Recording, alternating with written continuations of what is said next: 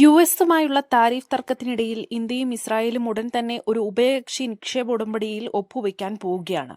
Israel ധനമന്ത്രി Bezalel സ്മോട്രിച്ചിന്റെ India സന്ദർശന വേളയിൽ ഈ കരാർ സാധ്യമാക്കുമെന്ന് വൃത്തങ്ങൾ പറയുകയാണ്. സെപ്റ്റംബർ 8 മുതൽ 10 വരെ 3 ദിവസത്തെ സന്ദർശനത്തിനായി അദ്ദേഹം ഇന്ത്യയിലേക്ക് എത്തുന്നുണ്ട്. ഇന്ത്യയും ഇസ്രായേലും തമ്മിലുള്ള സാമ്പത്തിക ബന്ധങ്ങൾ ശക്തിപ്പെടുത്തുക എന്നതാണ് ഈ സന്ദർശനത്തിന്റെ പ്രധാന ലക്ഷ്യം.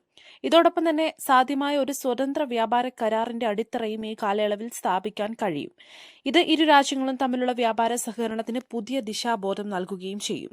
സന്ദർശന വേളയിൽ സ്മോട്രിച്ച് ഇന്ത്യൻ ധനമന്ത്രി നിർമ്മല സീതാരാമൻ, വാണിജ്യ വ്യവസായ മന്ത്രി പീയൂഷ് ഗോയൽ, ഭവന നഗരകാര്യമന്ത്രി മനോഹർ ലാൽ ഖട്ടർ എന്നിവരുമായി കൂടിക്കാഴ്ച നടത്തും.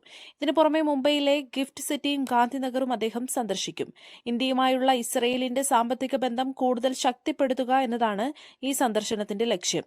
ഉഭയകക്ഷി നിക്ഷേപ ഉടമ്പടി, സ്വതന്ത്ര വ്യാപാര കരാർ തുടങ്ങിയ പ്രധാന കരാറുകളിൽ പൊതുവായ ധാരണ വികസിപ്പിക്കുക എന്നതാണ് ലക്ഷ്യം.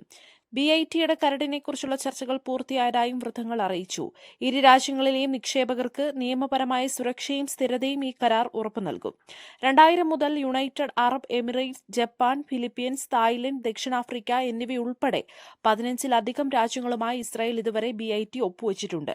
ഇന്ത്യയും ഇസ്രായേലും തമ്മിലുള്ള വളരുന്ന സാമ്പത്തിക സഹകരണത്തിലെ ഒരു പ്രധാന നാഴികക്കല്ലായിരിക്കും ഈ വരാനിരിക്കുന്ന സന്ദർശനം. ഇതേസമയം ഇത് US പ്രസിഡന്റ് ഡൊണാൾഡ് ട്രംപിന് ഒരു തിരിച്ചടിയായേക്കും.